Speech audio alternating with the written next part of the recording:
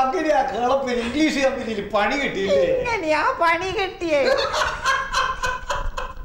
ആതുര സേവനമടക്കം നിരവധി മേഖലകളിൽ ബഹ്റിലും ഇന്ത്യയിലും സൗദിയിലും ബിസിനസ് ചെയ്യുന്ന മാപ്ക എന്ന സംഘടനയുടെ എക്സിക്യൂട്ടീവ് ഡയറക്ടർ ശ്രീ ഷാജഹാൻ റാവുത്തറാണ് ഇന്നത്തെ ഡെസേർട്ട് സ്കാനിലെ അതിഥി. നമസ്കാരം ഷാജഹാൻ. ഡെസേർട്ട് സ്കാൻ എന്ന പ്രോഗ്രാം ഇന്ന് 290 എപ്പിസോഡിലെത്തി നിൽക്കുകയാണ്. ഡെസേർട്ട് സ്കാന് വേണ്ടി ആദ്യമായി ക്യാമറ ചലിപ്പിച്ചത് ശ്രീ ഷാജഹാൻ റാവുത്തറിനെ ഇൻ്റർവ്യൂ ചെയ്തിട്ടാണ് വർഷങ്ങൾക്ക് മുമ്പ്.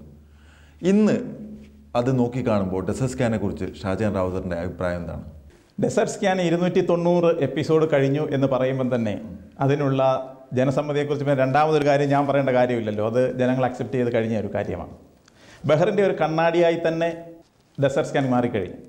അന്ന് തുടക്കം മുതലുള്ള ഇന്ന് അവസാനം നടത്തിയ ഇന്ത്യൻ സ്കൂളിൻ്റെ ഭരണസമിതി അതിൻ്റെ പ്രതിപക്ഷ ആൾക്കാരുടെ വ്യൂ ജനങ്ങളിലെത്തിക്കുക വരെയുള്ള എപ്പിസോഡുകളിലൂടെ നല്ല ഒരു മാധ്യമ പ്രവർത്തന ശൈലിയാണ് ഡെസേർട്ട് സ്കാൻ അവതരിപ്പിച്ചിട്ടുള്ളത്. ഇന്ത്യയിൽ പ്രവർത്തിക്കുന്ന ഒരു കമ്പനി സൗദി അറേബ്യയിൽ കൂടി നിയമപരമായി അവിടെ ബിസിനസ് ചെയ്യുന്നു. അതാണ് മാപ്ക. ഇപ്പോൾ നിദാഖത്തിന് ശേഷം സൗദിയിലെ ബിസിനസ് സാധ്യതകൾ എങ്ങനെയാണ്? ആ നിദാഖത്ത് എങ്ങനെ ആളുകളെ ബാധിച്ചു? എന്താണ് നിങ്ങളുടെ അഭിപ്രായം? ആദ്യമായി നിദാഖത്ത് എന്ന് പറയുന്നത് വിദേശികളെക്കെതിരെയുള്ള ഒരു നിയമമല്ല. അവിടെ സ്വദേശികൾക്ക് കൂടുതൽ ജോലി സാധ്യത കണ്ടെത്താനുള്ള ഗവൺമെൻറ് കൊണ്ടുവന്ന ഒരു പദ്ധതിയാണത്. നിദാഖത്ത് എന്ന് പറയുമ്പോൾ തന്നെ സിഗ്നൽ എന്നുള്ള ഒരർത്ഥം വരുന്ന ഒരു വാക്കാണത്. അതായത് റെഡ്, യെല്ലോ, ഗ്രീൻ എന്നീ 3 നിങ്ങളാണല്ലോ സിഗ്നൽ കാണുന്നത്.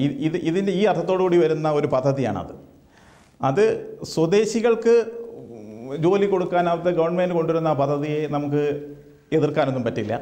പക്ഷേങ്കിൽ അത് ഈ തൊഴിൽ മേഖലയെ ലീഗലൈസ് ചെയ്യുക എന്നുള്ള ഒരു പ്രവർത്തനമാണ് നിദാഖത്ത് ചെയ്തിട്ടുള്ളത്. അതായത് നേരത്തെ ജോലിയിൽ തൊഴിൽ ചെയ്യുന്ന പലർക്കും ഇക്കാമയില്ലാതെയും സ്പോൺസർ മാറിയും നിയമവിധേയമല്ലാത്ത രീതിയിൽ ജോലി ചെയ്യുന്ന അവരെയെല്ലാം ലീഗലൈസേഷൻ ചെയ്തിട്ട് സൗദികൾക്ക് ഇത്ര ശതമാനം ജോലി സാധ്യത നിർബന്ധമാക്കിക്കൊണ്ട് ഗവൺമെൻറ് കൊണ്ടുവന്നിട്ടുള്ളൊരു പദ്ധതിയാണത്.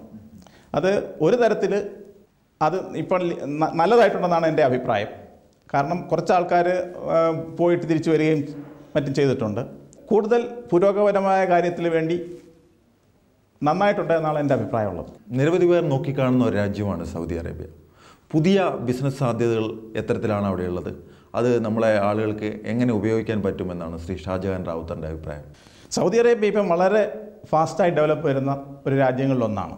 അവിടുത്തെ ഇൻഡസ്ട്രിയൽ രംഗത്ത് ഇനിയും ധാരാളം തൊഴിൽ സാധ്യതകൾ അടുത്ത 10 വർഷത്തിനുള്ളിൽ ഉണ്ടാകാൻ സാധ്യതയുണ്ട്. ഇപ്പോൾ ഈ നിദാഖത്ത് മുഖാന്തരം കുറച്ച് ഡൗൺ ആയിട്ടുണ്ടെങ്കിലും തൊഴിൽ മേഖല കുറച്ച് ഉണ്ടെങ്കിൽ ഇനിയും വരുന്ന കാലഘട്ടങ്ങളിൽ കൂടുതൽ നന്നായി അത് വർക്ക് ചെയ്യും എന്നാണ് ഞാൻ വിശ്വസിക്കുന്നത്. കേരളത്തിൽ നിരവധി പ്രത്യാരോപണങ്ങൾ ഉണ്ടാക്കിയ ഒരു സംഭവമാണ് ആറന്മുള എയർപോർട്ട്.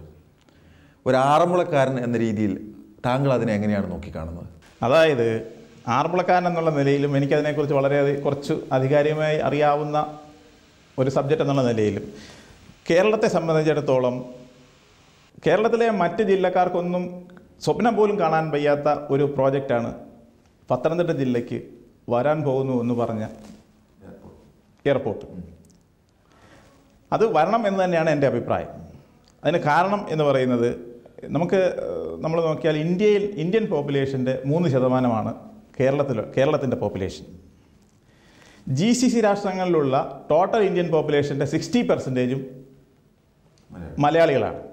ബാക്കി 97% പോപ്പുലേഷനിൽ നിന്നും കൂടെയുള്ള മറ്റ് സംസ്ഥാനങ്ങളിലുള്ളത് 40%. GCCയിലുള്ള വിദേശി മലയാളികൾക്ക് ഏറ്റവും കൂടുതൽ പ്രയോജനം ചെയ്യുന്നത് കേരളത്തിലുള്ള എയർപോർട്ടുകളാണ്. ഇന്നത്തെ നാടിൻ്റെ റോഡിൻ്റെ ശോചനീയാവസ്ഥയും യാത്രയ്ക്കുള്ള ബുദ്ധിമുട്ടും കണക്കാക്കുമ്പോൾ ആറന്മുള, പത്തനംതിട്ട ഭാഗത്തു നിന്നും തിരുവനന്തപുരം, എറണാകുളം എന്നീ ഭാഗങ്ങളിൽ പോയി വരുന്നതിന് ഒരു ദിവസം ചിലവാണ്. പ്ലസ് ഈ ഇത്രയും വാഹനങ്ങൾ നിരത്തിലൂടെ ഓടുമ്പോൾ ഉണ്ടാകുന്ന ട്രാഫിക് ബ്ലോക്കും അത് കുറയുകയാണെങ്കിൽ തന്നെ കേരളത്തിന് ഒരു വലിയ പ്രയോജനമാണ്. ചരിത്രപ്രധാനമായ ശ്രീകൃഷ്ണ ക്ഷേത്രവും അതോടൊപ്പം തന്നെ ആറന്മുള വള്ളംകളിയൊക്കെ ഉള്ള ഒരു ഏരിയയാണ് ഈ ആറന്മുള എയർപോർട്ട് വരുന്നത്. അത് ക്ഷേത്രത്തിനെ എത്തരത്തിലാണ് ബാധിക്കുക എന്നാണ് താങ്കളുടെ അഭിപ്രായം? ഇത് അമ്പലത്തിൻ്റെ അടുത്ത് തന്നെയാണ് എയർപോർട്ട് വരുന്നത്. പക്ഷേ ഈ എയർപോർട്ട് വരുന്നത് കൊണ്ട് അമ്പലത്തിനാണ് ഏറ്റവും കൂടുതൽ പ്രയോജനം. ഇപ്പോൾ ധാരാളം ആൾക്കാർ വരുന്നത് ബൈ ബസ്, ബൈ കാറൊക്കെയാണ് വരുന്നത്. അവിടെ എയർപോർട്ട് വന്നു കഴിഞ്ഞാൽ ഇന്ത്യയിലുള്ള പ്രഗത്ഭരായ പല വ്യക്തികളും അവിടെ വന്ന അമ്പലത്തിൽ അവർക്ക് ദർശനം നടത്തി പോകാനും ശബരിമലയ്ക്ക് പോകാനും ഏറ്റവും കൂടുതൽ പ്രയോജനം ചെയ്യുന്നത് അമ്പലത്തിനാണ്.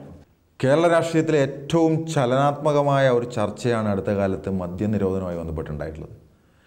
ഒരു മദ്യവിരുദ്ധൻ എന്ന രീതിയിൽ, മദ്യവിരുദ്ധ പ്രസ്ഥാനത്തിൻ്റെ പ്രവർത്തകൻ എന്ന രീതിയിൽ താങ്കൾ എങ്ങനെയാണ് ഈ മദ്യനയത്തെ നോക്കിക്കാണുന്നത്? ഈ മദ്യനയത്തിനെ കുറിച്ച് പറയുകയാണെങ്കിൽ പ്രതിപക്ഷവും ഭരണപക്ഷവും രണ്ട് നിലപാടുകളിൽ കൂടി ആണ് മദ്യനയത്തെ കാണുന്നത്. അതായത് മദ്യം നിരോധിച്ചുകൊണ്ട് ആണ് ഭരണപക്ഷം ഇതിനെ മദ്യം നിരോധനം നടപ്പാക്കാൻ ഉദ്ദേശിക്കുന്നത്. പ്രതിപക്ഷം ഉദ്ദേശിക്കുന്നത് മദ്യവർജനത്തിലൂടെയാണ്. എൻ്റെ അഭിപ്രായത്തിൽ പ്രതിപക്ഷം മദ്യവർജനം നടത്തിക്കൊണ്ട് മദ്യം നിരോധിക്കട്ടെ, ഭരണപക്ഷം മദ്യ നിരോധനം നടത്തട്ടെ. രണ്ടും കൂടെ ആകുമ്പോൾ നമുക്ക് കേരളം മദ്യവിമുക്തമായില്ലേ? ഇവരെന്തിനാ മത്സരിക്കുന്നത്? രണ്ടുപേരും കൂടെ ഒരുമിച്ച് പ്രവർത്തിച്ചാൽ മതിയല്ലേ?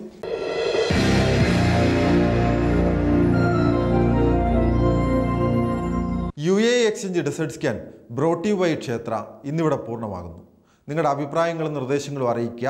desertscanbah@gmail.com